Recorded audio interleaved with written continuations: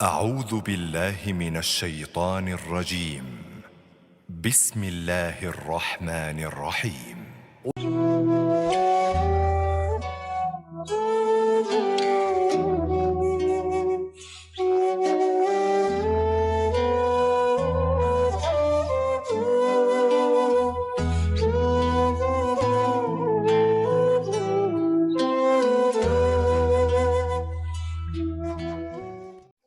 Alhamdulillahirabbil alamin alladzi khalaqal mauta wal hayata liyabluwakum ayyukum ahsanu amala wa huwal azizul ghafur.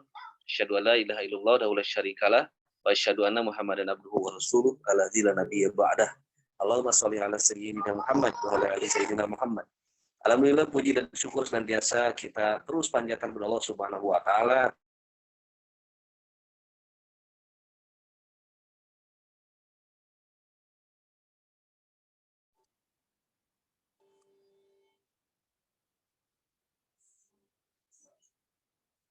Halo, kok jadi nggak ada?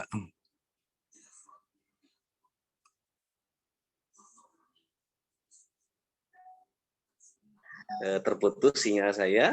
Sudah bergabung tuh Pak.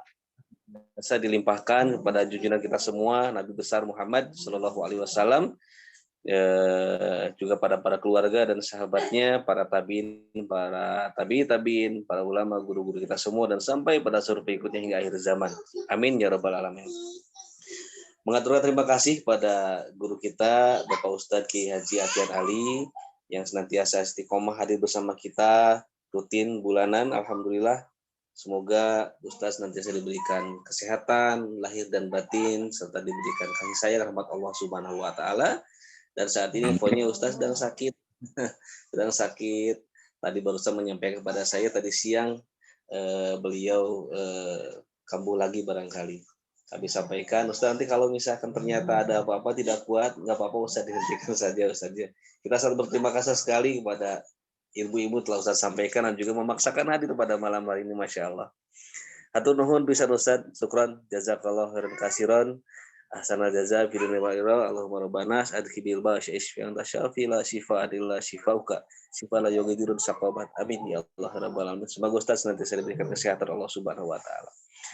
Juga terima kasih pada jamaah sekalian, hatur nuhun yang istiqomah hadir. Semoga amal ibadah kita rutin kajian online ini dijadikan amal ibadah yang kelak nanti memperberat timbangan amal kita di yaumil akhir dan menjadi wasilah bertambah ilmu, bertambah amal, bertambah keimanan dan ketakwaan kita kepada Allah Subhanahu wa taala. Amin ya rabbal alamin. Baik, kita buka kegiatan pada malam hari ini dengan kita bersama membaca basmalah. Bismillahirrahmanirrahim. Sebelumnya mohon maaf ini kalau saya tidak sopan, kebetulan sinyal di rumah saya mati, jadi saya hanya bisa menggunakan handphone dengan sinyal yang agak terbatas barangkali, jadi mohon maaf andai kata terputus-putus. Atau ampun. Baik, langsung saja tema yang akan dibahas pada malam hari ini adalah melanjutkan kajian pada dua pertemuan sebelumnya bersama Pak Kiai, yaitu mengawali surat Al-Fatihah yang sebelumnya kita mengkaji diberikan ilmu makna dan tafsir ta'awudz. A'udzubillahi minasyaitonirrajim. Insyaallah kita sudah menyimaknya beberapa pertemuan ke belakang dan kita akan memasuki mengawali tema kajian tafsir yaitu surat Al-Fatihah, dan kita akan memasuki pada lafaz yang pertama yaitu Bismillahirrahmanirrahim. Baik, langsung saja kepada guru kita Bapak Ustadz Kiai Haji Atian Ali. Waktu dan medianya kami persilakan. Mangga Ustadz. Baik, terima kasih. Bismillahirrahmanirrahim. Assalamualaikum warahmatullahi wabarakatuh. Waalaikumsalam. Alhamdulillah wa syukurillah wassalatu wassalamu ala Rasulillah wa ala alihi wa ashabihi wa mawala. Raditu billahi rabba wa bil islam dina wa bi Muhammadin nabiyyan wa rasulah.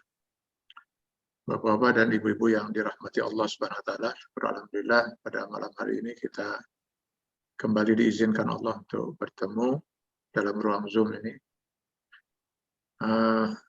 Tentunya dengan harapan mudah-mudahan pertemuan kita diberkahi dan diridai Allah Subhanahu wa taala. Amin. Insya Allah pada pertemuan kita kali ini kita akan membahas tafsir basmalah. Itu Bismillahirrahmanirrahim. Bismillahirrahmanirrahim itu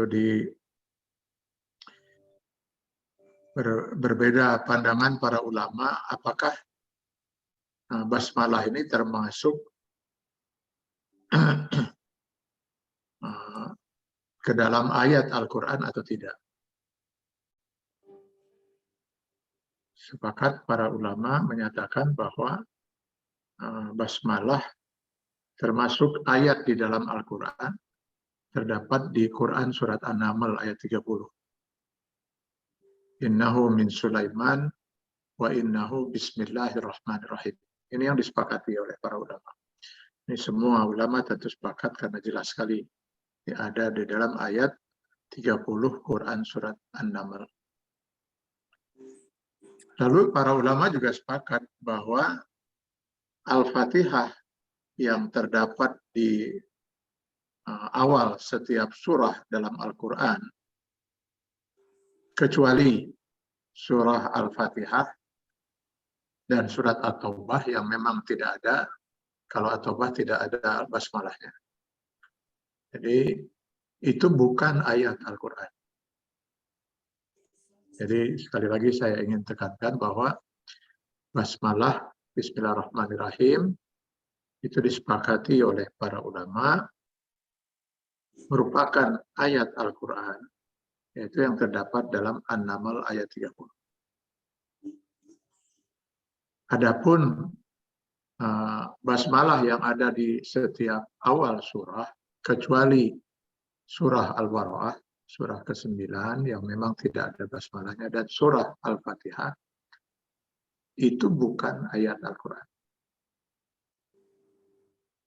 Yang menjadi perdebatan di kalangan para ulama yaitu basmalah yang ada dalam surat Al-Fatihah. Apakah dia termasuk ayat Al-Quran atau tidak?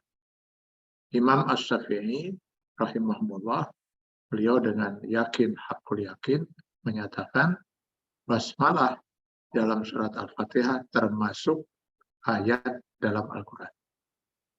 Jadi dalam surat Al-Fatihah, ya. Jadi basmalah Bismillahirrahmanirrahim itu ayat pertama dalam surat Al-Fatihah menurut Imam Asy-Syafi'i. Sedangkan menurut Imam Hanafi, basmalah di dalam Al-Fatihah bukan ayat Al-Quran. Jadi seperti halnya surah-surah yang lain, dia hanya disimpan oleh para penyusun Al-Quran untuk membedakan antara satu surah dengan surah yang lain. Jadi bukan termasuk ayat Al-Quran. Jadi baik Imam Syafi'i maupun Imam Hanafi, mereka sama-sama berkeyakinan bahwa Al-Fatihah itu 7 ayat. 7 ayat. Ya. Sab'ul Masani. 7 ayat yang berulang-ulang. Karena menurut Imam Syafi'i, Bismillah itu ayat pertama, sedangkan menurut Imam Hanafi, ayat pertama itu Alhamdulillah, maka pemenggalannya berbeda-beda gitu. Tidak ada satupun, jangankan kata satu huruf pun yang hilang, sama semua Al-Fatihah jumlah seperti itu. Hanya berbeda tentang apakah Bismillah itu merupakan ayat dalam Al-Fatihah atau bukan. Walaupun demikian, baik Imam Syafi'i maupun Imam Hanafi dan imam-imam yang lain berkeyakinan bahwa Basmalah dalam Al-Fatihah dibaca ketika kita sedang melaksanakan sholat. Karena memang ada hadis yang menyatakan bahwa Rasulullah SAW pada saat melaksanakan sholat membaca basmalah sebelum Al-Fatihah. Namun ada hadis yang meriwayatkan beliau mengeraskan basmalahnya, ya, daripada sholat zahar, ya, Bismillahirrahmanirrahim, Alhamdulillahirabbil alamin, seperti itu. Ada juga riwayat hadis mengatakan Rasulullah SAW membaca basmalah sir dalam sholat zahar. Bismillahirrahmanirrahim, Alhamdulillahirabbil alamin. Dan pendapat yang kedua ini atau hadis yang kedua ini yang banyak dipergunakan oleh para ulama di Mekah maupun di Madinah. Sehingga kalau kita sholat berjamaah di Masjid Nabawi, di Masjidil Haram, seringkali imamnya mensirkan bacaan basmalah. Tapi semua sepakat bahwa basmalah dibaca ketika membaca Al-Fatihah. Cuman tadi perbedaannya bahwa Imam Hanafi meyakini itu bukan ayat, tapi begitu yang dicontohkan oleh Malaikat Jibril kepada Rasulullah SAW. Sedangkan Imam Syafi'i berkeyakinan itu ayat Al-Quran. Itu yang pertama tentang hukum basmalah. Saya sering kali ketika mengisi ceramah, lalu diawali dengan pembacaan ayat suci Al-Quran. Nah itu beberapa kali saya di dalam majelis taklim itu pembacaan ayat suci Al-Quran dia langsung dengan setelah baca ta'awudz lalu membaca ayat. A'udzubillahi minasyaitonir rajim langsung baca ayat tanpa membaca basmalah. Setelah ketika saya ceramah saya tanya tidak baca basmalah. Yang saya terima karena basmalah tidak diperintahkan untuk kita baca ketika kita mau membaca Al-Quran. Yang ada perintah untuk membaca ta'awudz. Faiza qara'tal Qur'an fasta'iz billahi minasyaitonir rajim. Itu yang selalu dijadikan dasar.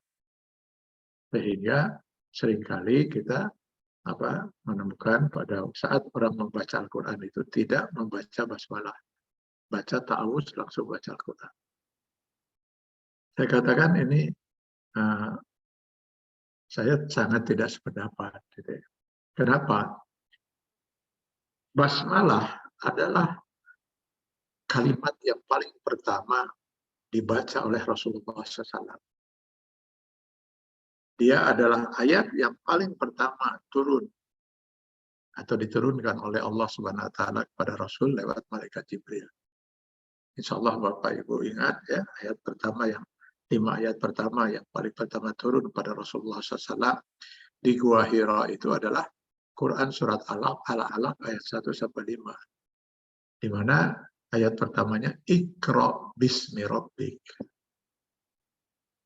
Jadi Rasulullah paling pertama diajarkan oleh Allah lewat malaikat Jibril itu untuk membaca bismi rabbik, membaca dengan nama Tuhanmu. Nama Tuhan kita itu Allah. Allah itu isim zat. Jadi nanti kita jelaskan ya dalam bahasan tentang basmalah itu bahwa Allah itu adalah isim zat. Jadi kalau kita mau menyebut nama Allah, ya nama Tuhan kita ya Allah. Yang 99 asma itu adalah alias itu nama-nama lain itu. Tapi nama aslinya, nama zat dari Tuhan yang kita yakin itu Allah. Jadi ketika Allah memerintahkan kepada Rasul lewat malaikat Jibril, Iqra bismi rabbik, yaitu bismillah. Jadi pertama kali Rasulullah diajarkan itu harus memulai baca Al-Quran dengan bismillah. Itu satu dasarnya kenapa saya tidak sependapat. Dasar yang kedua, di dalam sebuah hadis Rasulullah SAW menyatakan mengingatkan pada kita ibda bismillah. Dalam hadis yang diriwayatkan oleh Sayuti dalam Jami' As-Saghir itu ya, dari Abu Hurairah dengan isnad hasan. Juga diriwayatkan oleh Ibnu Katsir dalam tafsirnya. Kullu mri'in zibalin la yabda'u fihi bismillahirrahmanirrahim aqta. Setiap perkara yang tidak diawali dengan bismillahirrahmanirrahim, maka dia tidak sempurna. Itu sebabnya kita setiap kali mau melakukan sesuatu, kita membaca bismillah. Itu. Bismillahirrahmanirrahim. Tadi pun pengajian ini dibuka, marilah kita buka dengan sama-sama membaca basmalah. Gitu. Jadi itu sudah menjadi prinsip hidup kita sebagai seorang muslim. Mengawali sesuatu itu dengan bismillahirrahmanirrahim. Jadi ini yang perlu saya tekankan pertama tentang kedudukan hukum basmalah. Gitu. Agar kita, kalau kita mengawali makan dengan bismillah, mau pergi bismillah, mau bekerja bismillah, mau melakukan segala kebaikan dengan bismillah, masa kita mau membaca Al-Quran malah tidak dengan bismillah? Ini kan aneh. Itu. Padahal Al-Quran firman Allah Subhanahu wa Ta'ala. Sementara semua kegiatan kita yang baik dan diridhoi Allah kita awali dengan bismillah.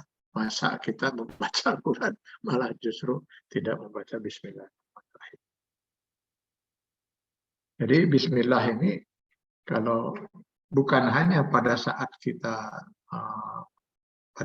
kita mau membaca Al-Quran saja, dan itu sudah pasti, tapi dalam seluruh aspek kehidupan kita mulai segala niat perbuatan kita untuk melakukan sesuatu yang baik dan ridha Allah itu dengan bismillahirrahmanirrahim. Kenapa?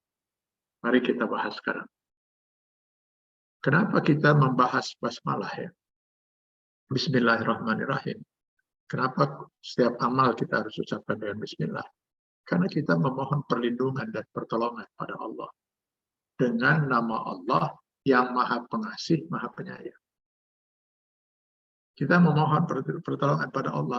Kita ingin berbuat sesuatu yang perbuatan ini hasilnya bukan kita yang menentukan.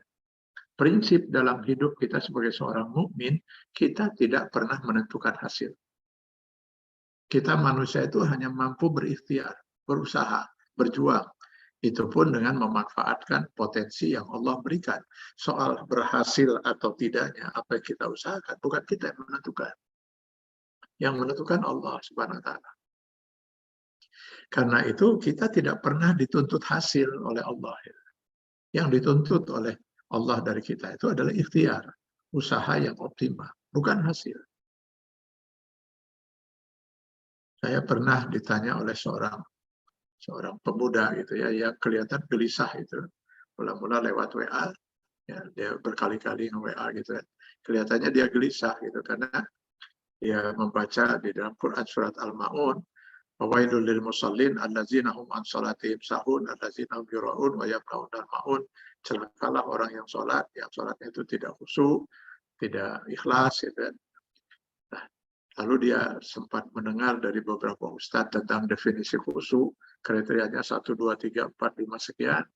Dan dia lalu merasa bahwa dia tidak pernah bisa melaksanakan sholat dengan memenuhi semua kriteria itu. Gitu. Akhirnya dia timbul gelisah. Gitu. Lalu gimana dengan sholat saya? Sia-sia saja. Gitu. Percuma saja saya sholat. Atau sholat saya malah tetap saja terancam celaka karena saya tidak pernah bisa mencapai kekhusyuan. Lalu saya katakan pada yang bersangkutan, sudahkah saudara berusaha untuk melaksanakan sholat secara khusyuk, secara optimal usaha saudara? Saya yakin sudah. Kalau saudara yakin, yakinilah sholat saudara diterima oleh Allah. Allah tidak pernah menentukan hasil, tidak pernah menuntut hasil maksud saya. Yang Allah tuntut dari kita itu adalah upaya yang optimal. Upaya yang optimal. Karena memang kita nggak pernah menciptakan hasil. Maka seorang petani, katakanlah, dia menanam bibit, gitu ya, menanam pohon. Gitu. Apa yang dia lakukan? Dia cangkul tanah. Lalu kemudian dia masukkan bibit. Lalu dia tutup lagi. Pada saat itulah dia mulai mencangkul tanah, itu dia mulai dengan Bismillahirrahmanirrahim. Petani tidak menciptakan tanah. Petani tidak menciptakan bibit yang dia tanam. Petani juga tidak menciptakan hujan. Dia tidak menciptakan apa-apa. Sama sekali dia tidak menciptakan apa-apa. Dia hanya sekedar menggali tanah, lalu kemudian memasukkan bibit, lalu menutupnya kembali, besok dia cebor, besok dia kasih pupuk, dan lain sebagainya. Soal apakah bibit yang ditanam itu nanti akan tumbuh, lalu akan berbuah, dan lain sebagainya, itu bukan petani yang menentukan. Allah Subhanahu wa Ta'ala. Maka seorang petani akan memulai dengan Bismillahirrahmanirrahim. Dia menyerahkan kepada Allah Subhanahu wa Ta'ala untuk menakdirkan apa yang dia usahakan itu berhasil dengan mencapai hasil apa yang diharapkan. Itu adalah makhluk yang harus kita sadari. Kita adalah manusia, adalah makhluk yang la haula wa la quwata illa billahil azim. Kita tidak memiliki daya, kekuatan apa-apa untuk menciptakan sesuatu. Maka kita lihat ya, bahkan mungkin petani itu termasuk orang yang sama sekali tidak memahami tentang 16 unsur yang ada dalam tanah. saya juga tidak menguasai sepenuhnya. Itu petani juga mungkin sama-sama tidak memahami. Dia hanya gali tanah, masukin benih, kemudian tutup lagi, kemudian dicebur, kata Pak Insinyur Pertanian, coba dipupuk, kasih pupuk, dia nggak ngerti pupuk itu apa dan lain sebagainya. Dia semua lakukan dengan Bismillahirrahmanirrahim, agar Allah Subhanahu Wa Taala berkenan menakdirkan apa yang dia usahakan itu berhasil, dia menuai panen gitu ya. Lalu kita lihat misalnya di dalam hal lain. Kita lihat binatang yang makhluk yang diciptakan oleh Allah Subhanahu Wa Taala. Di satu sisi ada makhluk yang luar biasa besar seperti unta, gajah, tetapi dia menjadi binatang yang bisa dijinakkan, gitu. Sehingga seorang anak kecil bisa menuntun seekor gajah atau seekor unta, seekor kerbau sesuai dengan keinginan dia. Gitu. Tapi di lain sisi ada binatang ular, ada juga yang besar ular itu, tapi ada juga yang kecil tapi tidak bisa dikendalikan oleh kita. Gitu. Ini semua Allah yang mengatur kehidupan makhluk-makhluk ini. Makanya lihat di dalam Quran surat Yasin ayat 71-72, awalam yaro anna khalaqna lahum mimma amilat aydina an'amam fahum laha malikun wa zallalnaha lahum faminha rakubuhum wa minha. Jadi ada binatang yang Allah Subhanahu Wa Taala ciptakan itu begitu jinak gitu ya, sehingga bisa kita makan dagingnya, bisa kita pergunakan dia untuk kepentingan kita ditunggangi seperti kuda dan lain sebagainya. Jadi ini semua adalah merupakan kemahakuasaan Allah Subhanahu Wa Taala. Kita ambil contoh lain. Di dalam hadis, Rasulullah SAW menganjurkan kepada suami istri untuk mengawali hubungan suami istri itu dengan doa, ya kan gitu. Bismillahi Allahumma jannibna syaitan wa jannibis syaitan ma razaqtana. Itu kan doanya. Ini maaf ini pada apal nggak ini doa ini? Ya, doanya itu Bismillah Allahumma jannibna syaitan wa jannibis syaitan ma razaqtana. Ini pernah di sebuah pengajian saya tanya, apa pada apal nggak pada senyum itu? Ternyata nggak pada apal, padahal sudah berumah tangga puluhan tahun. Jadi apa yang dilakukan? Kata Rasulullah SAW, setiap kali seorang suami istri, sepasang suami istri itu mau melakukan hubungan suami istri, mulailah hubungan itu dengan membaca basmalah. Bismillahi Allahumma jannibna syaitan wa jannibis syaitan ma razaqtana. Nah, kenapa? Ya sama tadi dengan petani itu. Yang bisa dilakukan oleh seorang suami, ya, yang dilakukan oleh seorang suami dan istri itu, si suami mengirimkan sperma kan itu. Ini mohon maaf ini saya bicara di hadapan para dokter yang ilmu saya sangat naif sekali, sangat sedikit sekali dalam hal ini. Dan tolong kalau saya salah nanti tolong diluruskan dok ya. Tolong dokter ya, saya diingatkan kalau salah. Sebab pengetahuan saya hanya sepintas mengenai ini. Suami itu mengirimkan sperma ke dalam rahim istri. Ke dalam rahim istri. Konon ini yang saya pernah baca-baca ini. Jadi sekali lagi tolong kalau salah saya ditegur dan diingatkan. Konon katanya kalau seorang suami mengirim sperma pada istrinya itu berkisar antara 5-7 ml itu volumenya. Berkisar. Itu kalau masih si suami itu masih perjaka, masih muda gitu. namun guys aki-aki mungkin hanya sedikit gitu ya dok ya. Tapi kalau masih perkasa gitu, itu biasanya antara 5-7 ml. Dari 5-7 ml itu masing-masing 1 ml itu katanya, sekali lagi tolong ya dok ya. Jadi saya hanya baca ini. Katanya masing-masing 1 ml itu mengandung 50 juta calon. Gitu. Jadi sekali kiriman itu 350 juta calon taruna. Gitu. Kalau 7 ml itu ya. Itu kan ya. dari 350 juta itu, kalau jadi, ini andai kata jadi, gitu. Jadi itu ya, kalau salah laki sperma itu XA ya, kalau ini Y ya itu ya. Kalau itu pun jadi, nah, maka itu yang hanya satu kan itu. Begitu itu satu itu masuk dari 350 juta itu, maka rahim itu akan membunuh setiap sperma yang mendekati rahim. Nah itu benar nggak ini dok ya, nanti tolong nasihati ini. Nah itu, jadi demikian sudah Allah takdirkan. Gitu. Sehingga kembar 2 itu sudah jarang. Gitu. Kalau kembar 3, 4, 5 sudah jarang pisan. Gitu ya. Mungkin sudah masuk TV itu beritanya, kalau sampai ada orang kembar 5. Saya kira yang paling harus berbahagia itu di sini mungkin para ibu-ibu ya. Bayangkan kalau 350 juta itu jadi semua, jadi kembar semua itu. Terus kumaha ngurus, nah itu gimana ngurusnya itu. Ya, itu. Nah sekarang siapa yang menentukan salah satu itu dari 350 juta itu yang masuk? Apakah bisa dijamin yang masuk itu pasti yang terbaik, calon yang terbaik dari 350 juta calon itu?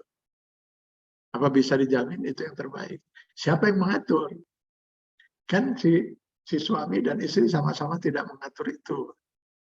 Si suami cuma mengirim saja, istri cuma menerima kiriman gitu kan, lalu bersatulah sperma dengan dalam rahim istri gitu kan.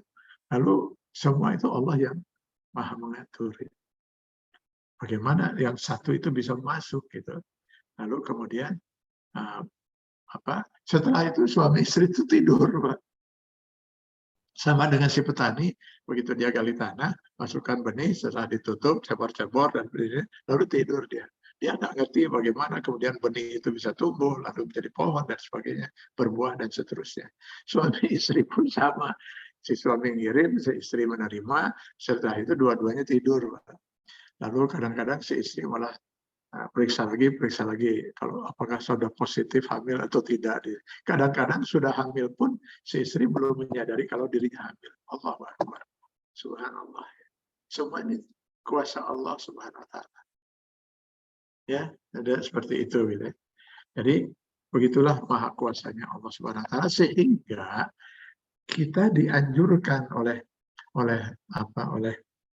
Rasulullah SAW, hendaknya sebelum melakukan hubungan suami istri itu kita baca basmalah.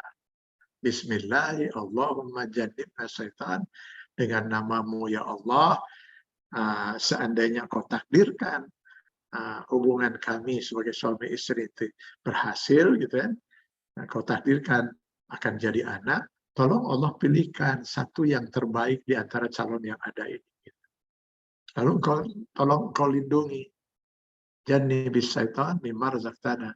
Tolong lindungi apa yang kau rizkikan akan kepada kami berupa anak keturunan itu dengan ada dalam lindunganmu ya Allah. Itu yang kita mohonkan pada Allah Subhanahu wa taala. Nah, itu ya.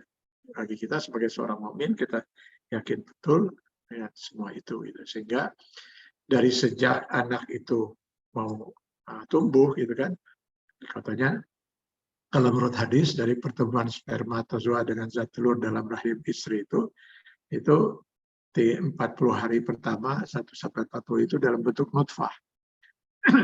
Lalu kemudian menjadi alaqah, lalu gumpalan cairan mani, lalu gumpalan darah, lalu gumpalan daging.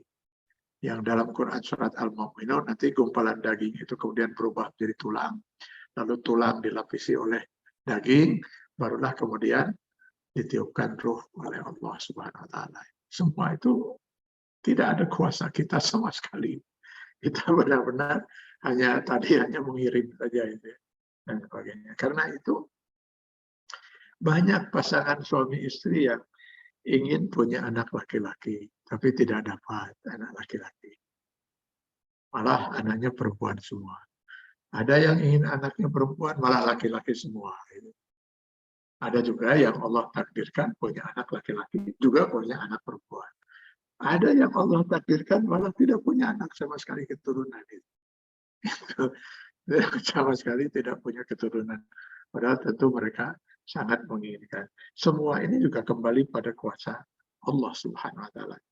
Mari kita baca di Quran surat Asy-Syura ayat 49-50. Lillahi mulkus samawati wal ardh. Kepunyaan Allah lah segala yang ada di langit dan semua yang ada di bumi. Yakhluqu ma yasha. Dia maha kuasa untuk menciptakan apa yang dia kehendaki. Yahibu liman yasha inasa. Dia anugerahkan kepada orang yang dia kehendaki keturunan wanita. Jadi anaknya perempuan semua ini. Ini menurut Al-Qur'an ya. Jadi Allah yang menentukan ini. Jadi ada yang Allah tentukan. Nah, mereka itu hanya punya keturunan perempuan saja. Anak-anaknya perempuan semua. Wa yahabu liman yasha az-zukur. Ada juga yang Allah anugerahkan kepada suami istri itu keturunan laki-laki semua. Anaknya laki-laki semua. Ingin punya anak perempuan nggak bisa juga dengan segala macam ikhtiar dilakukan tetap tidak berhasil. Nah itu. Lalu di ayat 50-nya au yuzawwijuhum zukranan wa inasa. Ada juga yang Allah anugerahkan kepada pasangan suami istri itu anak laki-laki dan anak perempuan. Wah ini yang mungkin menjadi harapan biasanya semua orang gitu ya. Tapi ini semua takdir Allah. Allah yang maha tahu apa yang terbaik untuk kita gitu ya. Jadi itulah ini kuasa Allah gitu. Kuasa Allah yang menentukan. Dan di ujung ayat 50-nya Allah mengatakan wa yaj'alu man yasha aqiman. Dan Allah maha kuasa untuk menetapkan siapa yang dia kehendaki itu hakiman. Hakiman itu mandul. Gitu. Jadi tidak bisa punya keturunan. Nah, Allah juga yang menentukan itu. Jadi yang menentukan anak itu semuanya laki-laki Allah. Yang menentukan untuk pasangan suami istri anaknya cuma perempuan saja Allah. Yang menentukan pasangan suami istri punya anak laki-laki dan perempuan juga Allah. Yang menentukan pasangan suami istri itu tidak punya anak juga Allah Subhanahu wa taala. Kita sama sekali tidak berdaya apa-apa. La haula wala quwata illa billah. Maka sepatutnya lah kita berikhtiar dengan memulai hubungan suami istri kata Rasulullah dengan Bismillah. Bismillahirrahmanirrahim. Jadi Bismillah ini memang harus mencakup seluruh. Mari kita lihat juga kemahakuasaan Allah untuk melakukan apa yang dia kehendaki gitu. Kenapa kita mengharapkan takdir Allah dengan kita memohon dengan Bismillah sebelum melakukan perbuatan? Karena dengan Bismillah kita berharap Allah menentukan kemahakuasaannya agar Allah menakdirkan jadi sesuatu yang kita inginkan dan kita harapkan. Kita ambil contoh ini, pengalaman yang dialami oleh Siti Maryam. Bapak Ibu sekalian tentu sangat hafal kita dia dengan siapa Siti Maryam. Siti Maryam adalah salah satu tokoh yang tokoh sejarah dalam Al-Quran, sejarah dalam kehidupan manusia, karena beliaulah satu-satunya wanita yang bisa melahirkan anak tanpa ada seorang suami. Ya, tanpa ada seorang suami. Jadi, dan ini tidak mungkin pernah terjadi. Ya. Jadi Allah Subhanahu wa taala itu menciptakan manusia itu ada tanpa ayah dan ibu. Ya. Lalu menciptakan Siti Hawa itu tanpa ibu. Ya, tanpa ibu. Dan Allah menciptakan Isa alaihissalam tanpa ayah lewat rahim Siti Maryam. Jadi sudah sempurna itu Allah Subhanahu wa taala. Yang satu diciptakan tanpa ayah ibu, yang satu diciptakan tanpa ibu, dan yang satu diciptakan tanpa ayah. Selebihnya tidak ada lagi cerita ini. Nggak mungkin lagi ada cerita ini. Ini hanya untuk tiga ini saja. Adam, Siti Hawa, Siti Maryam. Selebihnya kita semua manusia diciptakan oleh Allah lewat perantaraan hubungan antara suami dan istri.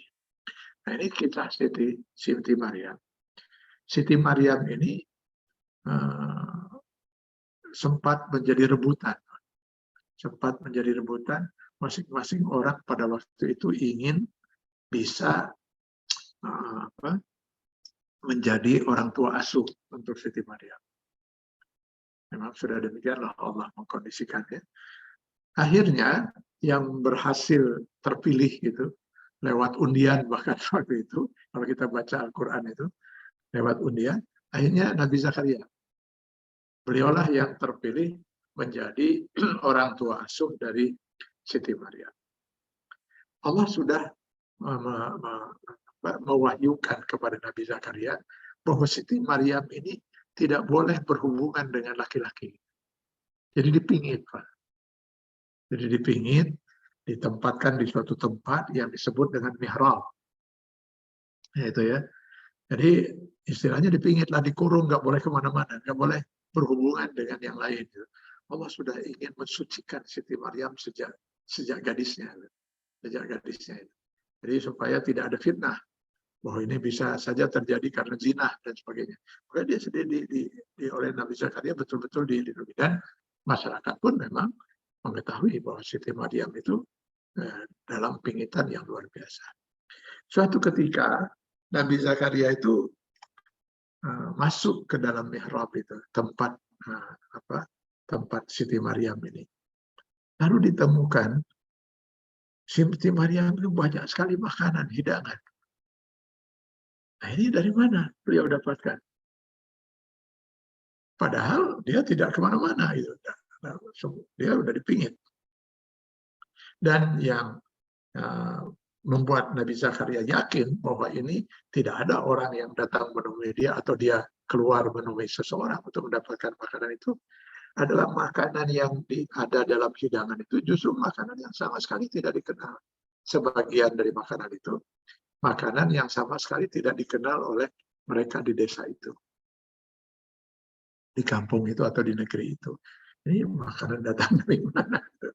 Maka sebagai orang tua asuh, Nabi Zakaria merasa perlu bertanya kepada Siti Maryam.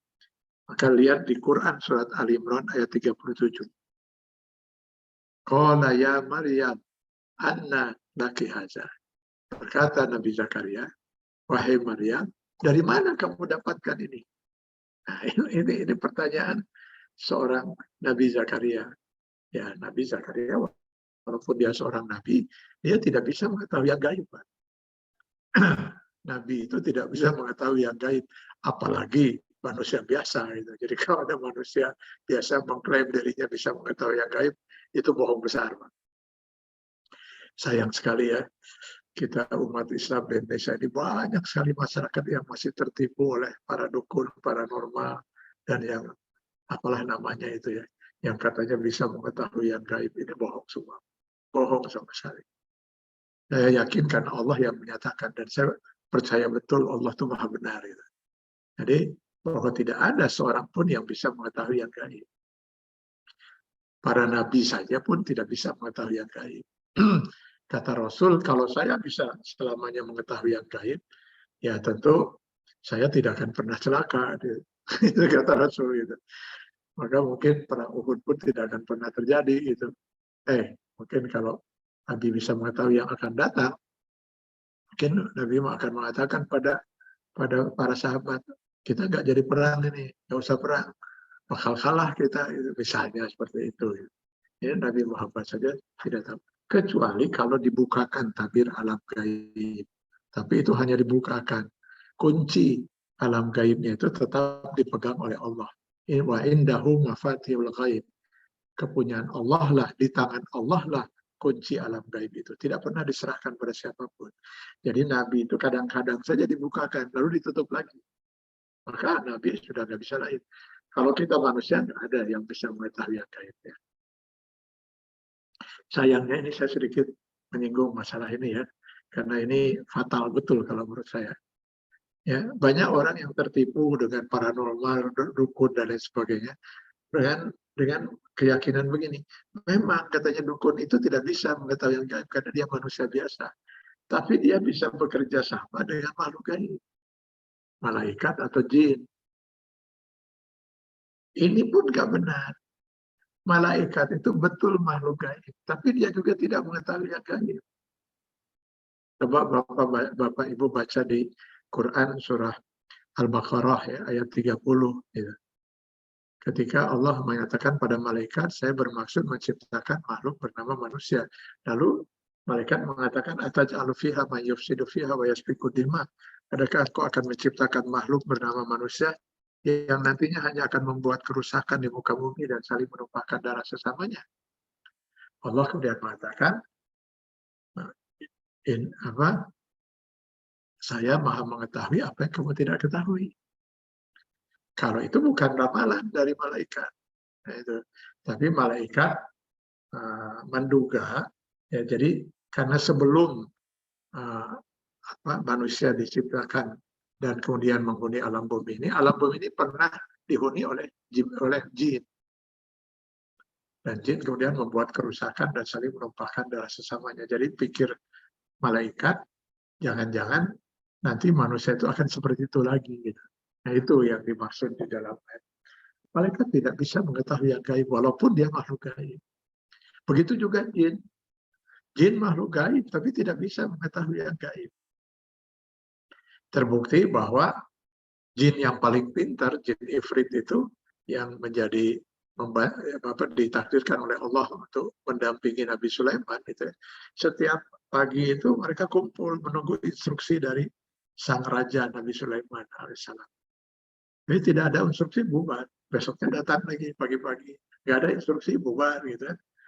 Setelah sekian lama, barulah si jin itu menyadari, ya Allah, ternyata Nabi Sulaiman sudah wafat. Kapan mereka sadar? Ketika tongkat yang dipegang oleh Nabi Sulaiman waktu duduk di kursi singgasananya itu jatuh, rapuh karena dimakan rayap. Untuk sebuah kayu habis dimakan rayap itu makan waktu yang cukup banyak, cukup lama. Kan? Jadi sekian lama jin itu tidak menyadari kalau Nabi Sulaiman sudah wafat. Gitu. Jadi boro-boro mengetahui yang gaib, mengetahui Nabi Sulaiman di depannya sudah meninggal saja, jin tidak tahu. Jadi ini sangat luar biasa gitu ya, sangat sayang sekali kalau ada orang mengatakan bahwa dukun, paranormal, tukang ramal itu bisa mengetahui yang gaib karena mereka kerjasama dengan jin dan malaikat. Ya kalau kerjasama dengan jin berarti kerjasama dengan yang sama-sama tidak tahu. Ini kebohongan yang luar biasa. Jadi Nabi Zakaria pun dia tidak tahu dari mana itu Siti Maryam bisa memperoleh hidangan yang luar biasa itu. Yang sebagian dari hidangan itu tidak mereka kenal. Gitu. Berarti ini mungkin datang dari tempat yang jauh. Gitu. Maka, qala ya Maryam anna laki haza. Wahai Maryam, dari mana kamu dapatkan semua ini? Itu pertanyaan Nabi Zakaria. Inilah saya kira pertanyaan yang seharusnya ditanyakan oleh para orang tua kepada anak. Seharusnya ditanyakan oleh pimpinan kepada bawahan, bawahan pada pimpinan.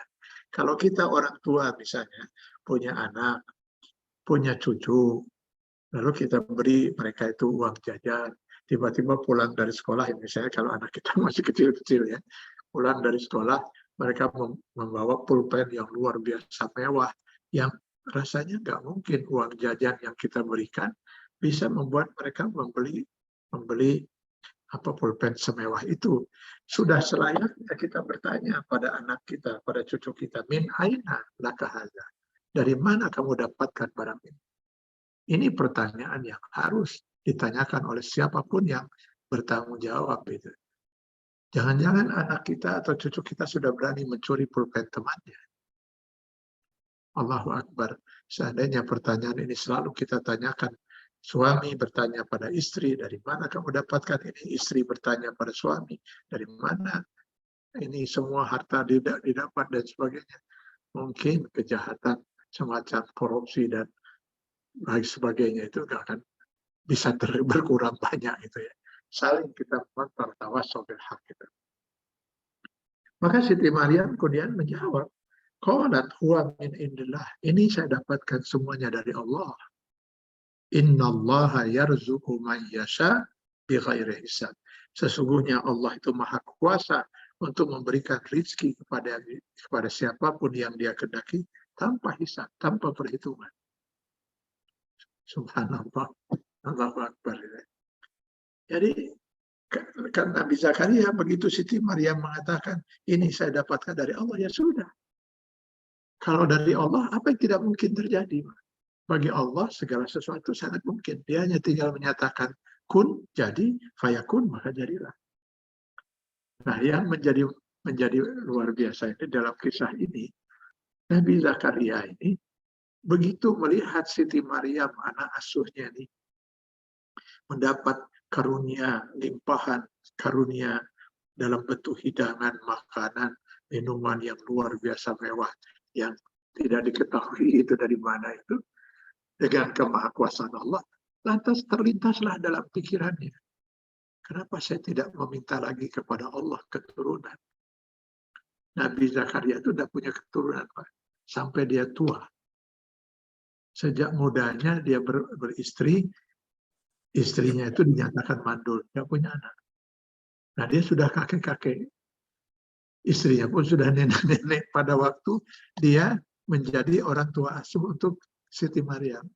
Tapi melihat kemahakuasaan Allah yang seperti itu, akhirnya kalau kita baca panjang kisahnya di Ali Imran itu, beliau berdoa kepada Allah Subhanahu wa taala, ya Allah, rizkikanlah kepada saya seorang anak, seorang putra. Dia berdoa, Allah Maha Kuasa. Maka dengan takdir Allah Subhanahu wa taala, Allah mengkabarkan bahwa saya akan anugerahkan kepada kamu seorang putra. Anak belum lahir. Allah sudah menyatakan bahwa saya akan anugerahkan kepada kamu seorang anak putra laki-laki. Dan namanya pun sudah Allah tentukan. Namanya adalah Yahya. Nabi Zakaria terkejut, Pak. Terkejut. Selama dia masih muda, dia tidak bisa mempunyai anak keturunan karena istrinya mandul. Nah sekarang bagaimana kita sudah jadi kakek-kakek, lalu istrinya mandul sudah jadi nenek-nenek. Kan secara logika sudah semakin mustahil kan itu. Lagi muda saja sudah tidak bisa memberi keturunan, apalagi ketika mereka sudah menjadi kakek-kakek dan nenek-nenek itu. Tapi kemahakuasaan Allah Subhanahu wa taala yang diyakini oleh Nabi Zakaria, lalu kemudian dia yakin, aku yakin bahwa dia akan memperoleh. Jadi Allah anugerahkan kepada Nabi Zakaria Yahya. Ini semua tentang kemahakuasaan Allah. Karenanya, marilah kita jalani hidup ini semua dengan Bismillahirrahmanirrahim. Kita awali kehidupan semua itu dengan Bismillah. Kita mau melakukan segala sesuatu dengan Bismillah. Katakanlah sebagai dokter, secara akal kita, ini memang penyakit belum mungkin bisa disembuhkan. Ada beberapa penyakit yang sampai sekarang belum ditemukan ya dok ya. Seperti HIV dan sebagainya ya, setahu saya. Tapi kalau kita suatu saat mengobati itu, dengan apa kemampuan kita, ucapkan Bismillah. Bismillahirrahmanirrahim. Kita obati, kita kasih obat. Sejuta akal manusia silahkan mengatakan mustahil. Keimanan kita akan mengatakan tidak ada yang mustahil kalau Allah mau. Dia maha kuasa untuk berbuat apapun yang dia kehendaki. Maka Bismillah. Nah, kenapa kita menyebut dengan Bismillah? Tadi saya sempat singgung di awal ya. Saya akan jelaskan. Dengan nama Allah. Allah itu isim zat. Isim al-ismul jami' li sifatil kamal subhanahu wa ta'ala. Jadi nama Tuhan kita itu Allah. Namanya Allah, Pak. Lalu Allah itu punya sifat-sifat yang tak terhingga. Cuman yang dijelaskan kepada kita hanya 99 asma yang kemudian menjadi Asmaul Husna. Ar-Rahman, Ar-Rahim, Al-Malik, Al-Qudus. Nah itu menjadi nama-nama Allah yang lain. Tapi nama Allah yang aslinya, nama aslinya itu seperti misalnya nama seseorang itu siapa, misalnya Salim. Tapi alias ini, alias itu, alias Ahmad, alias siapa, nggak bisa seperti itu. Gitu. Nama aslinya Salim. Nama ilah kita itu Allah Subhanahu wa ta'ala. Lalu kemudian sifat-sifat Allah yang maha sempurna itu kemudian menjadi namanya, menjadi Asmaul Husna. Jadi kalau kita menyebut nama Allah, maka 99 itu sudah include, Pak. Sudah masuk. Jadi kita tidak perlu misalnya mengatakan Bismillahirrahman. Bismillahil-Qadir, Bismillahir-Razzaq, Bismillahil-Alim. Ya perlu. Dengan kita menyebut Bismillah, itu sudah masuk semua. Tapi kalau kita hanya menyebut Ar-Rahman, nah itu tidak terbawa. Yang lain, yang 98 itu tidak terbawa. Kadang-kadang kan kita suka ingin berdoa begini. Saking kita ingin disayang oleh Allah, kemudian kita sebut Ya Ar-Rahim. Karena kita ingin sedang bertobat, lalu kita Ya Al-Ghafur, wahai yang Maha Pengampun. Nah, itu boleh, silakan, karena itu nama Allah. Tetapi dengan itu tidak tersebut yang 98 nama lainnya, Asmaul Husna yang lainnya. Jadi kalau kita memang mau seperti itu, sebutlah dulu nama Allahnya supaya semua terbawa. Ya Allah, Ya Al-Ghafur. Kalau kita mau menyebut Allah, Ya Allah, Ya Al-Ghafur, yang Maha Pengampun. Ya Allah, yang Maha Pengasih. Kasih sayangilah saya Allah. Misalnya seperti itu. Sebut dulu Allahnya. Karena memang nama asli itu Allah. Nama ini nggak bisa diganti, Pak, oleh nama lain. Nggak bisa diganti. Nama Tuhan yang kita yakini itu Allah, la ilaha illallah. Nah, itu isim zat, dia nama dari zat. Karena itu saya kalau mendengar ada orang misalnya memimpin doa, katakanlah seorang ustadz memimpin doa gitu. Dalam doanya itu dia mengatakan, Ya Tuhan, Ya Tuhan, berkahilah hidup kami, ya Tuhan, ampunilah dosa kami, ya Tuhan, cucurkanlah rahmat pada kami. Saya termasuk yang tidak akan mengaminkan doa itu. Saya akan diam. Sebab ini ustadz ini sedang berdoa pada siapa dia? Bagaimana saya mau mengaminkan? Dia sedang berdoa pada siapa? Loh, dia sedang berdoa pada Tuhan. Nah, siapa Tuhan itu? Siapa Tuhan itu? Dia menyebut Tuhan. Dan Tuhannya siapa gitu? Masing-masing orang ada Tuhannya ini, ada Tuhannya itu. Kalau Tuhan saya Allah. Gitu. Apalagi ada yang berdoa, duh Gusti, nah Gusti naon. Ini kan ada macam-macam Gusti, ini ada Gusti apa ya? Ada, pangeran mana ini?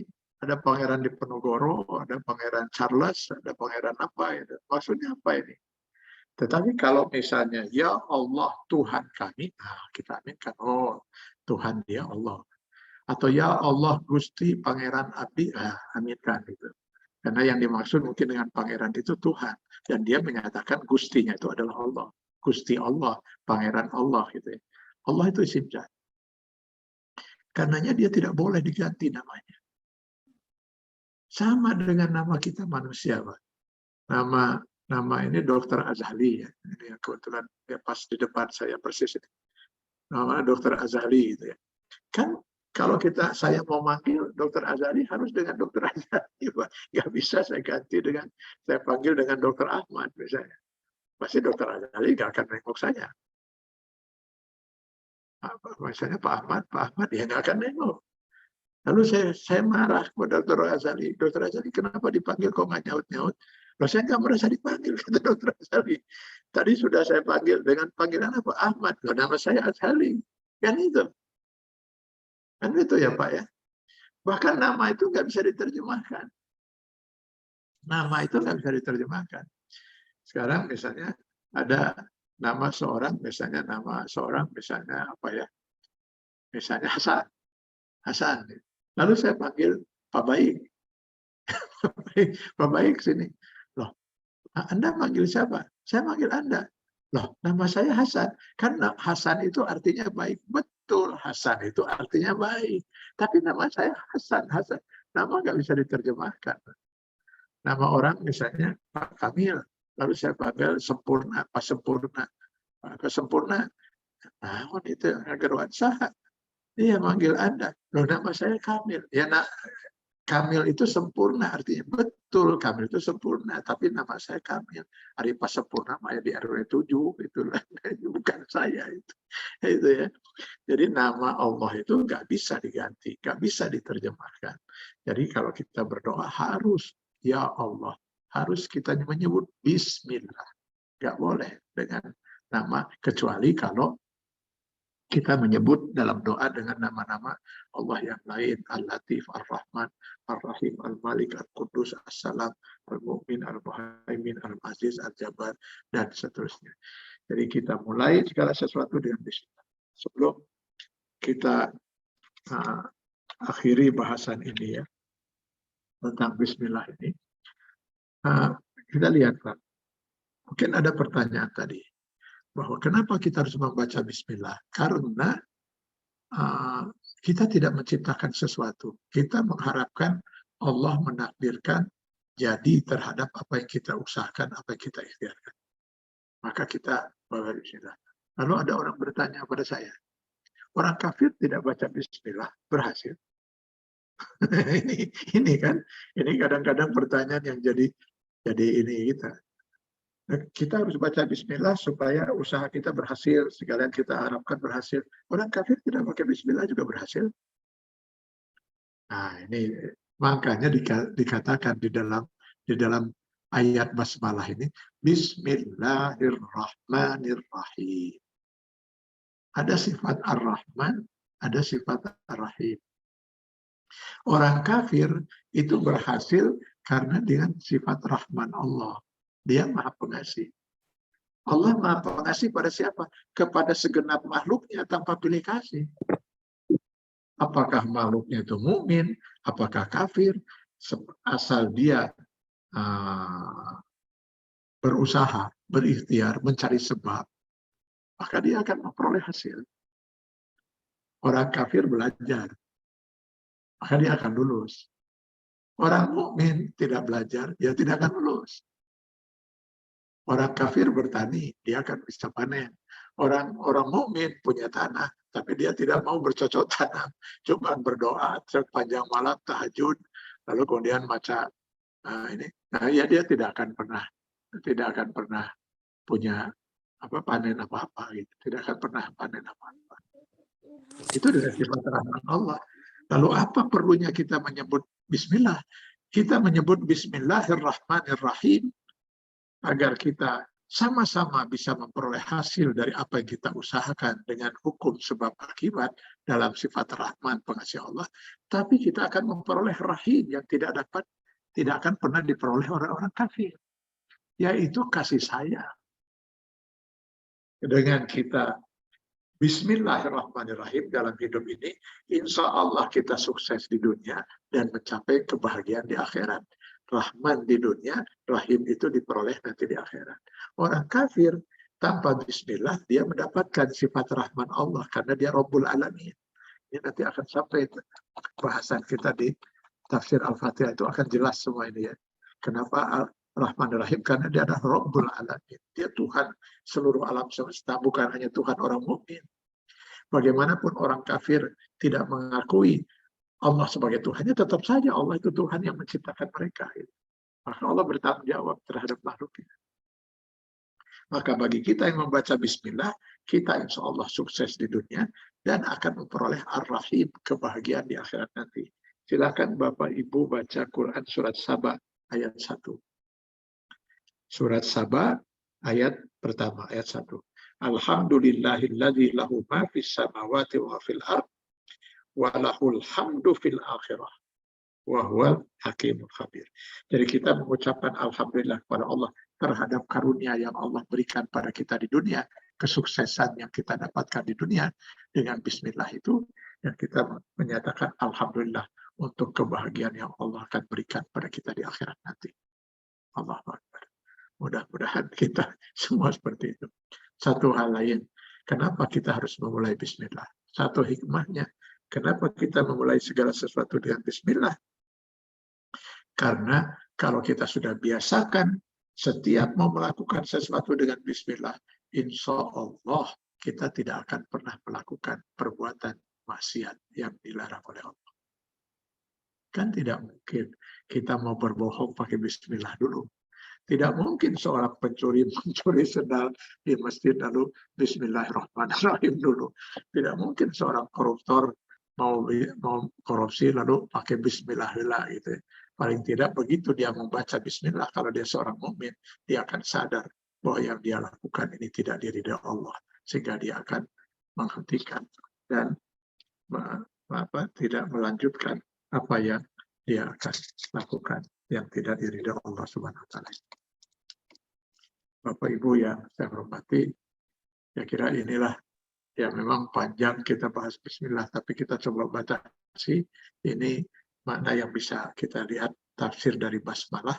Kenapa kita harus selalu mengawali perbuatan dengan bismillah, terutama dalam baca Al-Quran. Tadi saya katakan bahwa walaupun tidak secara langsung, ini orang tidak memahami bahwa sebenarnya Nabi Muhammad SAW itu paling pertama sekali membaca, diajarkan oleh malaikat Jibril adalah Bismillah, Iqra bismi rabbik.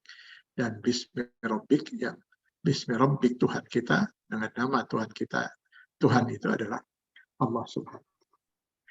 Mudah-mudahan kita bisa meraih kesuksesan hidup di dunia dan kebahagiaan di akhirat, karena setiap yang kita lakukan selalu dengan Bismillah.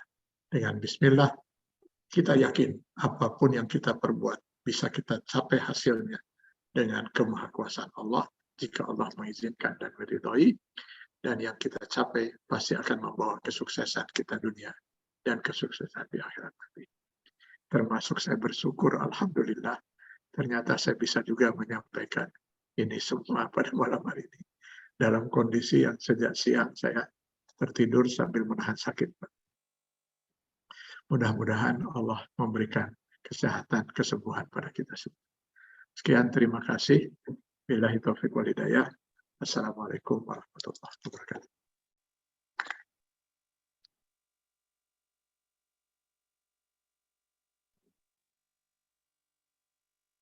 Ini enggak terdengar, Pak, suaranya, Mas Adri.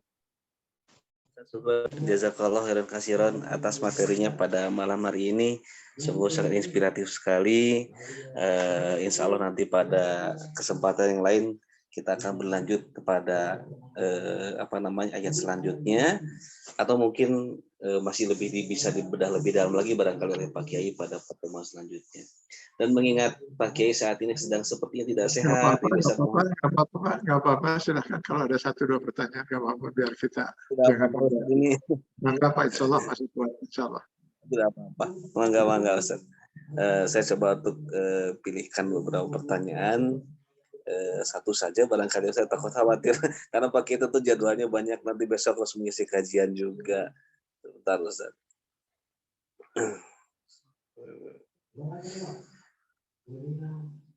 Bentar. Kalau saya lihat pertanyaan yang terkait dengan basmalah ini, Ustadz, ini saya mencoba membaca dari Ibu Lita juga Lita ini. Beliau selalu membaca Al-Quran diawali ta'awudz, terutama jika dimulai di tengah-tengah surat. Ini mungkin berkaitan dengan sholat berjamaah juga Pak Kiai, dan juga saat membaca Quran. Saya juga sering mendengar bahwa ada imam yang memang tidak membaca basmalah pada saat Al-Fatihah. Lalu ketika dia melanjutkan dengan surat pendek, sering saya mendengar juga yang kalau ayatnya dimulai di tengah itu tidak membaca basmalah itu Ustaz. Tapi kalau misalkan yang membaca di awal ayat pertama, ada yang menggunakan basmalah, ada juga yang tidak gitu. Itu mungkin penjelasannya dengan hukum sah dan tidaknya membaca surat dalam sholat itu bagaimana Ustaz? Mohon izin. Ya. Kalau basmalah, tadi udah kita panjang lebar membahas tentang basmalah itu, apakah dia ayat dalam Al-Quran atau tidak gitu ya. Yang disepakati ayat di An-Naml ayat 30 itu sudah, itu nggak ada perbedaan. Yang diperdebatkan di Al-Fatihah. Imam Hanafi beranggapan itu ayat. Ayat pertama dalam Al-Fatihah, Imam Syafi'i maksud saya, maaf. Imam Hanafi mengatakan itu bukan ayat. Sementara yang di Al-Bara'ah tidak disatukan bismillah oleh para penyusun Al-Quran. Adapun ayat-ayat di surat-surat yang lain, itu bukan ayat, hanya untuk menentukan batasan antara satu surat dengan surat yang lain. Nah, itu ya. Lalu pertanyaannya tadi kan, kalau membaca Al-Quran, apalagi bukan di awal, tidak pernah membaca basmalah. Ini sudah saya jelaskan juga tadi. Kenapa? Kenapa tidak baca bismillah? Mau di awal surah, mau di tengah, mau di menjelang akhir. Bacalah setiap kita mau baca Al-Quran itu dengan basmalah. Kenapa? Rasulullah SAW saja ketika Al-Quran mau diturunkan, pertama itu dibimbing oleh Allah lewat malaikat Jibril, Iqra bismi rabbik. Bacalah dengan nama Tuhanmu. Dan nama Tuhan itu siapa? Allah, bismillah. Jadi kata yang paling pertama diucapkan dalam ini adalah bismillah. Itu satu. Itu dinyatakan dalam tafsir, banyak tafsir termasuk tafsir As-Sarawi. Yang kedua, Rasulullah tadi sudah saya bacakan hadis. Ibda di bismillah. Mulailah segala perbuatan yang baik itu dengan bismillah. Mau makan bismillah, mau pergi bismillah, mau tidur bismillah, mau kerja bismillah. Semua kebaikan itu kita mulai bismillah. Masa membaca Al-Quran tidak membaca bismillah? Jadi sudah ada dalam hadis perintah itu juga, gitu ya. Di samping itu yang dicontohkan oleh. Nah, yang kedua sekarang, dalam sholat. Kalau dalam sholat, walaupun terjadi perbedaan antara Imam Hanafi dan Imam Syafi'i soal apakah bismillah itu termasuk ayat dalam Al-Fatihah atau bukan, keduanya sepakat bahwa bismillah dibaca dalam Al-Fatihah. Ini nggak ada perbedaan di kalangan para ulama. Cuma bedanya ada yang mengeraskan bismillah di dalam Al-Fatihah dalam sholat, ada yang membacanya dalam hati dalam sholat zuhur. Itu saja bedanya. Bedanya kalau ulama-ulama di Saudi dan di Mekah dan di Masjid Nabawi, mereka lebih cenderung pada hadis yang mengatakan Rasul lebih sering membaca basmalahnya sir. Bismillahirrahmanirrahim. Alhamdulillahirabbil alamin. Baru alhamdulillahnya dikeraskan. Ada yang hadis mengatakan justru Rasulullah lebih banyak mengeraskan basmalahnya daripada membaca dalam sir. Sehingga ada yang terus-terusan lebih sering mengeraskan. Tapi semua membaca basmalah. Nah, berbeda dengan surah atau ayat setelah Al-Fatihah. Seperti saya katakan tadi, bahwa di dalam surat itu semua sepakat bukan ayat. Jadi kalau saya ditanya, sebaiknya apa? Tidak membaca basmalah. Jadi setelah Bismillahirrahmanirrahim, Alhamdulillahirabbil alamin, waladhdallin. Sekarang mau baca apa? Surat An-Nas. Qul a'udzu birabbin nas. Enggak usah basmalah. Kan itu bukan ayat. Mau dia di awal, mau dia di tengah, itu bukan ayat. Sehingga kalau kita baca, maka itu bukan ayat. Gitu. Kita membaca yang bukan ayat. Sepakat semua ulama bukan ayat itu. Jadi ulama dulu, para penyusun Al-Quran, ketika menyusun Al-Quran itu, untuk memberi batasan ini. Ini surat ini supaya tidak nyambung dengan surat yang lain, ditaruhlah Bismillah. Jadi bukan ayat dia, hanya pembatas antara satu surat. Ketika ketemu surat Al-Baro'ah, surat ke-9, isinya ini banyak tentang azab orang-orang kafir ini. Betapa Allah akan menghukum. Maka menurut mereka tidak layak untuk sebuah surah yang isinya banyak bercerita tentang azab terhadap orang kafir, diawali dengan Bismillah. Maka mereka tidak taruh Bismillah. Itu ceritanya. Ya. Jadi begitu hukumnya. Ya, mudah-mudahan ini makin jelas ya. Silakan kalau ada lagi silakan. Insyaallah masih kuat. Mudah-mudahan dengan ini mungkin jelas. Alhamdulillah. Satu lagi Ustaz. Ya, satu lagi. Heri Yuda Utama. Dan Dr. Heri Yuda Utama, ini pertanyaan yang pamungkas untuk malam hari ini ya. Ini beliau mengatakan semua orang memiliki ilah dan ilah orang Islam adalah Allah. Apakah Islam mengenal konsep ateis? Begitu Ustaz menjelaskan. Tidak ada sama sekali. Tidak ada sama sekali Islam mengenal konsep ateis. Bahkan Islam tidak mengenal istilah ilah yang lain. Islam hanya mengenalkan ilah kita itu hanya Allah. Tetapi Islam mengajarkan kepada kita untuk menghormati kalau ada orang yang mempunyai keyakinan bahwa dia punya ilah yang lain. Nah, itu urusan dia. Gitu. Maka kita tinggal menyatakan bagi kita la ilah. Tidak ada ilah-ilah itu. Jadi kita menafikan. Anda boleh saja punya keyakinan, punya ilah apa, misalnya punya ilah ini. Itu hak Anda. Tapi bagi kami sebagai seorang mukmin, kami menganggap semua itu bukan ilah. La ilah. Maka kita nafikan semua itu. Muncullah ilah yang kita yakini sebagai seorang muslim. Allah. La ilaha illallah. Gitu ya. Maka tidak ada ilah selain Allah. Gitu. Bukan kecuali. Penerjemahannya jangan kecuali. Kalau kecuali itu seolah-olah ada ilah. Ada ilah banyak. Gitu. Lalu kita memilih satu ilah gitu. Dari antara ilah-ilah yang ada, kita menafikan ilah yang lain, lalu kita memilih Allah sebagai ilah kita. Itu berarti seperti itu. Dia tidak. Kita meyakini yang mereka anggap ilah itu nggak ada. Itu hanya ada dalam pikiran dan karangan mereka. Menurut keyakinan kita. Tidak ada. Allah itu ilah satu-satunya. Maka la ilaha illallah terjemahannya benar. Tidak ada ilah selain Allah, bukan kecuali. Kalau kecuali seolah-olah dia dikecualikan dari sesuatu yang tadinya banyak, diambil salah satu. Ini enggak. Kalau selain memang tidak ada itu ilah-ilah itu dalam keyakinan kita. Orang mau ateis itu urusan mereka, hak mereka. Tapi konsep Islam tidak ada itu. Jadi Islam, orang mau punya keyakinan, mau menganggap ilah dari dulu, memang mereka sudah melakukan itu. Tapi konsep kita sebagai Muslim, kita tidak meyakini ada ilah selain Allah. Ini prinsip, Pak. Ini sangat prinsip betul. Dan ini yang kita pernah bahas dulu ya. Ini tiket utama seorang untuk masuk surga. La ilaha illallah. Ini prinsip ini. Jadi nggak boleh berubah prinsip ini. Tolong jangan berubah sedikit pun prinsip ini.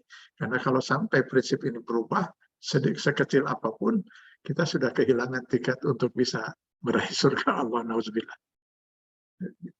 Mudah-mudahan kita pegang teguh itu prinsip itu. Ya. Baik Ustadz, alhamdulillah. Terima kasih. 2 pertanyaan sudah dibacakan dan alhamdulillah sudah dijawab dengan sangat jelas sekali. Alhamdulillah. Hatur nuhun Ustadz atas kajiannya pada malam hari ini. Mohon doanya untuk kesembuhan dan kesehatan kita semua, insya Allah. Saya dari agak was-was tadi. Ya. Mohon izin saya yang memimpin doa pada malam hari ini Ustadz. Ya, Mohon izin kita berdoa bersama-sama juga untuk Ustadz Atian. Semoga diberikan kesembuhan Allah Subhanahu wa taala. Mohon izin kita berdoa bersama-sama. Mohon izin Ustadz saya memimpin doa pada malam hari ini.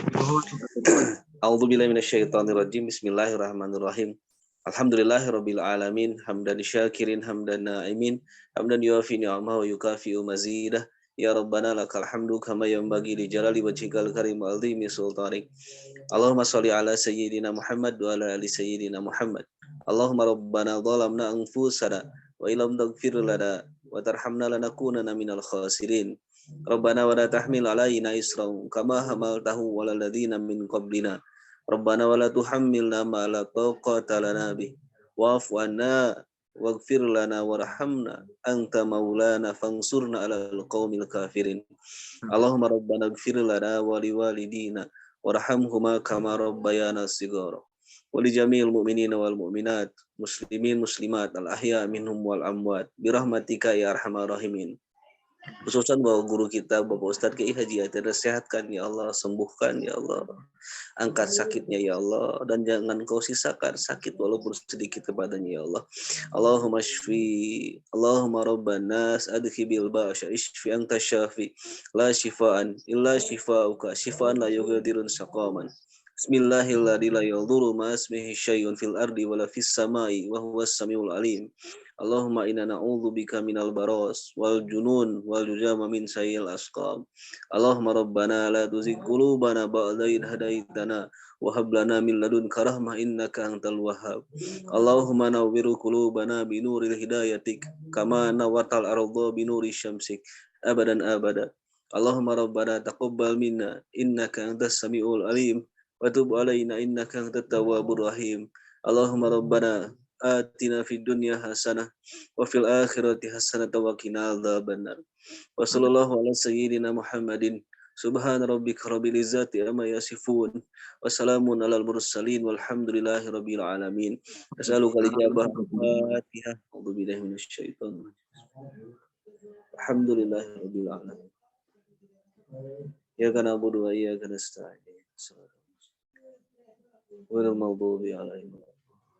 Atur nuhun. Alhamdulillah sekali lagi hatur nuhun Nuhun, pisan Pak Ustaz. Kiai, syukron rizaqallah khairan sing sehat Pak Kiai sing tinggal damai. Nuhun Kiai Pak Kiai. Semoga Allah lindungi dan Allah lancarkan segala keperluan kegiatan Pak Kiai dan kegiatan dakwahnya juga bersama keluarga. Insya Allah kita bertemu kembali pada optimalan pada malam hari ini. Hapunten bisa saya menggunakan handphone karena sinyal wifi-nya ini tiba-tiba mati. Terus kadang kalau saya nyalakan kamera, kadang terputus sendiri. Mohon maaf lagi kepada para jamaah sekalian, terus pada Pak Kiai. Punten, sing enggak sehat deh Pak Kiai, sing enggak sehat. Nuhun pisan, pisan. Jazakallah untuk doanya dari semua. Amin. Alhamdulillah. Kita tutup kegiatan pada malam hari dengan membaca doa kifatul majelis bersama-sama. Subhanakallahumma wa bihamdika, asyhadu alla ilaha illa anta, astaghfiruka wa atubu ilaik. Walhamdulillahirabbil alamin, billahi taufiq wal hidayah. Wassalamualaikum warahmatullahi wabarakatuh.